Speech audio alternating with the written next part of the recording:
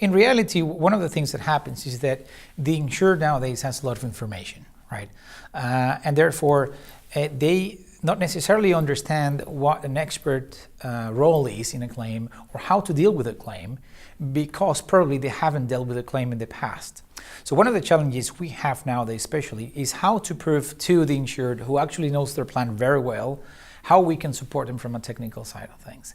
And the answer to that is that we know about claims. We have been involved in a number of claims. We want to help the insured and insurers to make the process a lot easier.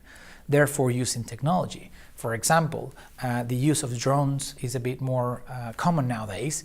I haven't yet used it on a refinery fire, for example, but I know this will come.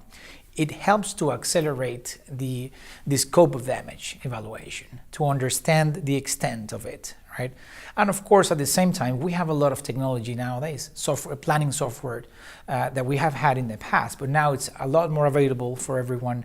There's software that compares different schedules, for example, and it helps us to understand what is the extent of damage, how long does this repair gonna take. So use of technology is very required nowadays.